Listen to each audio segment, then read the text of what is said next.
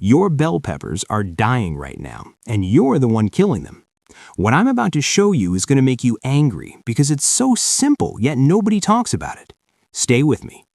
If you want to grow peppers that actually produce, hit subscribe and turn on the bell. I drop real gardening truth every single week. Now, let's fix your bell peppers. So here's my confession. 2 years ago, I killed an entire row of bell pepper plants. Not with disease, not with pests, with my own hands. I followed every piece of advice I could find online about pruning peppers. I watched the videos, I read the blog posts, I did everything they told me to do, and I destroyed my harvest. Picture this. It's mid-July. My bell pepper plants are gorgeous. I mean, these things are full, bushy, loaded with flowers. I'm walking around my garden like I'm some kind of expert, showing off to anyone who listen. My neighbor Dave is growing peppers too, but his looks scraggly compared to mine. Tall, kind of lanky, not nearly as full. I actually felt sorry for him.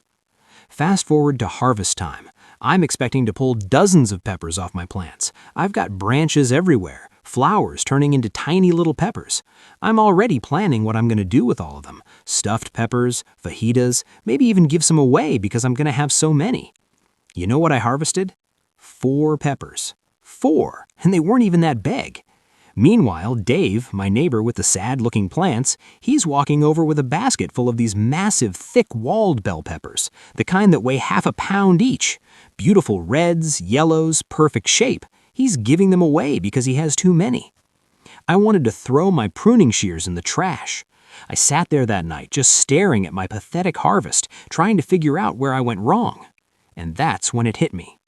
I'd been treating bell peppers like every other pepper, and that was my fatal mistake. Here's what nobody tells you, and I mean nobody. Bell peppers are not jalapeños. They're not serranos. They're not Thai chilies. They are fundamentally different plants with fundamentally different needs. And the pruning advice that works amazing for small peppers will absolutely destroy your bell pepper harvest. Let me break down what happened to my plants. I topped them early, right around the 4-leaf stage, just like all the jalapeno videos said to do. The plants responded beautifully. I got all this branching, tons of new growth shooting out from everywhere. It looked like I was doing everything right. Each plant probably had 10 or 12 main branches growing. I was so proud. But here's the problem I didn't see coming. Bell peppers are heavy. I'm not talking a little bit heavy. I'm talking 3, 4, sometimes 6 ounces per pepper. Now imagine you've got a thin branch that you force the plant to create by aggressive pruning, and you're asking it to hold up 3 or 4 of these monsters. What do you think happens? The branches bent. Some of them bent so much the peppers were literally touching the dirt. A couple of them snapped completely, and I lost the peppers that were on them just days before they would have been ready to pick. The branches that didn't break were so stressed that the peppers stayed small. The plant was trying to support all this fruit on a structure that just couldn't handle it. Meanwhile, Dave didn't prune his plants at all, or if he did, it was minimal. His plants grew tall, developed strong main stems, and created natural Y-splits with thick, sturdy branches. When those heavy bell peppers formed, the branches held them up like it was nothing. No stress, no breaking, just big, beautiful peppers reaching full size exactly like they're supposed to.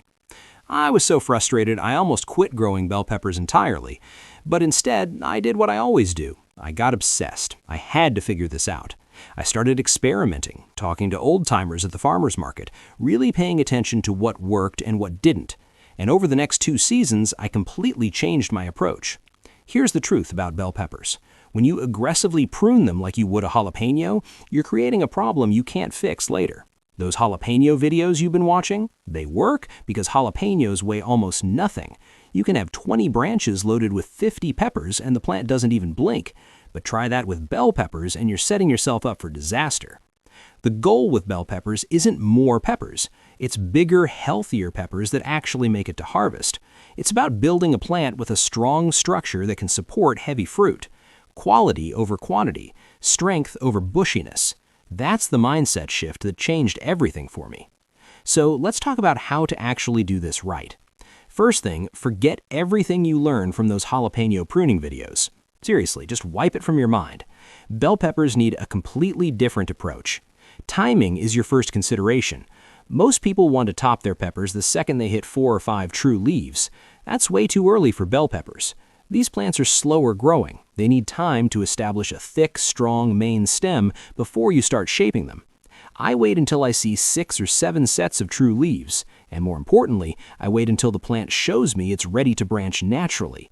Bell peppers will form what's called a Y-split. It's this natural fork in the main stem where 2 strong branches develop. That's your signal. When you see that starting to happen, that's when you can consider some light pruning, not before. Now here's what you're actually going to prune. Look at the bottom of your plant. You're going to see small shoots growing down low near the soil. These are getting shaded out by the upper growth. They're not going to produce much, and they're taking energy away from the parts of the plant that matter. Those can go. Cut them off clean right at the main stem. Next, look for any growth that's really spindly or weak. If you've got shoots that are thin, pale, stretching for light, those aren't going to support fruit. They're just going to break later. Remove those too. But here's what you're not going to do. You're not going to top the plant and force it to create 10 different branches. You're going to let the plant develop 3, maybe 4 strong main stems naturally. These should be thick, sturdy, growing at good angles. Those are the ones that are going to hold your pepper. When you make your cuts, use sharp scissors or pruning shears. Clean tools, clean cuts. I angle my cuts at about 45 degrees, just above a leaf node. This helps the plant heal faster and reduces disease risk. And I never, ever remove more than about 20% of the plant's foliage in one session. Those leaves are solar panels. Every one you cut off is energy the plant loses. Here's something that goes against a lot of common advice. Don't pinch off those early flowers unless your plant looks really weak. I used to do this religiously. I'd pinch off the first 10 flowers because someone told me it makes the plant focus on growth. But you know what? Those early flowers turn into your first peppers. And if your plant is healthy, there's no reason to delay your harvest. Now, the exception. If you've got a plant that's clearly struggling, maybe it's small for its age, the leaves are pale, it just doesn't look vigorous, then yes, pinch off those first few flowers. You're telling the plant to build itself up before it tries to make fruit. But if it looks good, let it do its thing. After you prune, and this is critical, you need to support your plants. I don't care how strong those branches look. Once you've got full-sized bell peppers hanging off them, they need help. I use sturdy stakes, at least 4 feet tall, and I tie the main branches to them as they grow. Some people use tomato cages. That works too. The point is, don't skip this step. I learned this lesson the expensive way. I had a plant with 3 gorgeous peppers on one branch. They were turning red, maybe 3 days from being perfectly ripe. I didn't have the branch supported. A little wind came through, the branch bent too far, and snap, it broke right off. I stood there holding 3 almost ripe peppers that I had to throw away because they weren't quite ready. I literally felt sick. All that time, all that growth, wasted because I was too lazy to tie one branch to a stake. Throughout the growing season, keep checking your plants. Yellow leaves? Remove them. They're not helping and they can spread disease. Dead growth? Cut it out.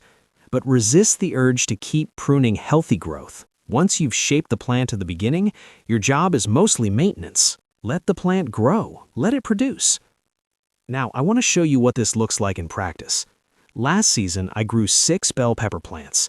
3 of them I pruned the old way. Topped them early, created bushy plants with lots of branches. The other 3, I used this new method. Minimal pruning, focused on structure and... The bushy plants looked incredible at first. So full, so many flowers forming. I actually thought maybe I'd been wrong about everything. But then the peppers started sizing up. The branches started sagging. I staked them, but it was too late. The branches were already stressed. 2 of them broke. The peppers that did make it were smaller than they should have been because the plant was trying to do too much with too little. The plants I pruned strategically? 3 strong main stems each, properly staked from early on. Those plants produced bigger peppers, more consistent size, and 0 broken branches. When I weighed the final harvest, the strategically pruned plants produced almost 60% more usable fruit. 60% just by changing my approach to pruning. Let me address something I know you're thinking. What if I'm in a short season climate? Should I even prune at all? Here's my honest answer. If you've only got 3 months of warm weather, keep your pruning minimal. Clean up the lower growth for airflow, maybe remove some of the weakest shoots, but don't slow the plant down with aggressive pruning. Bell peppers need time to size up, and if you're racing against frost, you want the plant putting all its energy into fruit as fast as possible. But if you've got 4 months or more of growing season, this method is absolutely worth it. You're setting up the plant for sustained production, and you'll be harvesting quality peppers for weeks. Now let me give you some additional tips that took my bell pepper game to the next level. First, learn to read when your peppers are actually ready. A lot of people pick them too early. Yes, you can harvest bell peppers when they're green, but if you wait for them to fully ripen to red, yellow, or orange, the flavor is so much better. Plus, they'll be sweeter and have more nutrients. Here's how you tell if they're ready. The pepper should be firm when you squeeze it gently. The skin should be glossy and smooth, and if you look really closely, you might see some very fine lines starting to form, similar to the corking you see on jalapeños. When you see those signs and the color is where you want it, that pepper is. Second tip, feed your plants after pruning. I wait about 5 to 7 days after I prune, then I give them a good dose of balanced fertilizer. Nothing crazy, just a standard vegetable fertilizer. This helps them recover from the stress of pruning and puts energy into new growth. Don't overdo it though. Too much nitrogen and you'll get all leaves and no fruit. Third, pay attention to watering, especially once the fruit starts forming. Bell peppers need consistent moisture. If you let them dry out and then soak them, you can get blossom end rot or cracking. I try to keep the soil evenly moist, not soaking wet, but never completely dry. Mulch helps a lot with this. Fourth, watch out for that first flower cluster. On a lot of bell pepper varieties, you'll get this early cluster of flowers right where the main stem forks. Some people remove this entire cluster. I don't unless the plant is really struggling.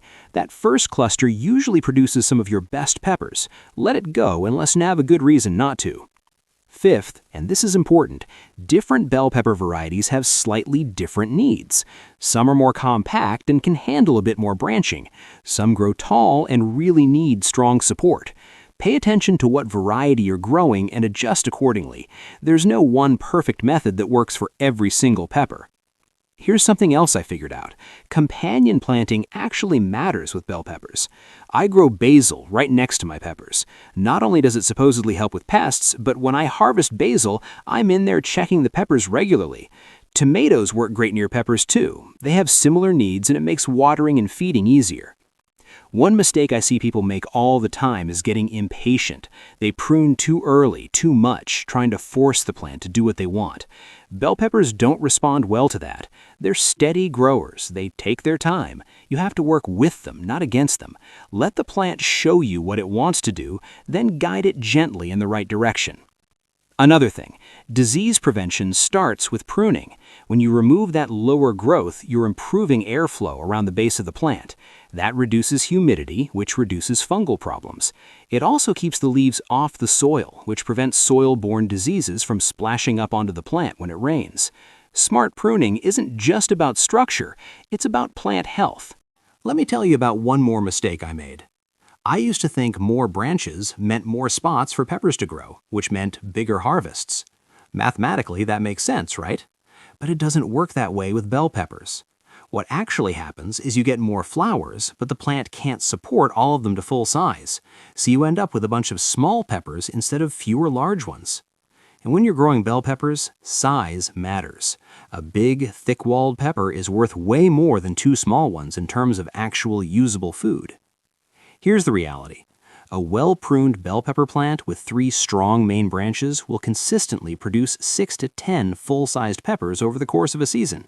An over-pruned bushy plant might produce 15 smaller peppers, but when you actually weigh the harvest, the strategically pruned plant wins almost every time.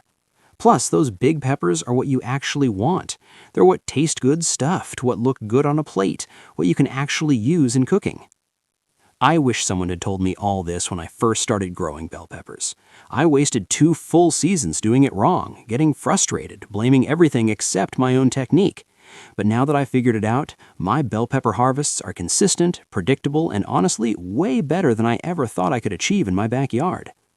So here's what I want you to take away from this. Bell peppers are not like other peppers. Stop treating them the same way. Don't aggressively top them trying to create maximum bushiness. Focus on building a strong structure with 3 to 4 main branches. Support those branches as they grow. Keep the lower growth cleaned up for airflow. Feed them after pruning. Water consistently, and then step back and let the plant do what it does best. It's going to feel wrong at first. You're going to want to prune more. You're going to look at other pepper videos and think maybe you should be doing what they're doing. Don't. Trust the process. Trust what I'm telling you because I've been where you are and this works. When you're standing in your garden in a few months, harvesting bell peppers the size of softballs, thick-walled, perfect color, you're going to remember this video. You're going to be glad you did it differently, and you're probably going to have neighbors asking you what your secret is.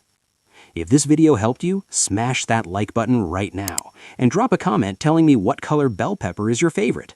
Are you team red, team yellow, or are you one of those people who actually likes green? I want to know.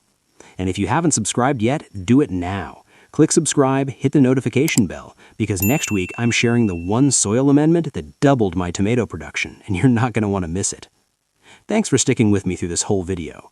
Now get out there and prune those bell peppers the right way. Build strong plants, grow big peppers, and let's actually enjoy the harvest we work so hard for.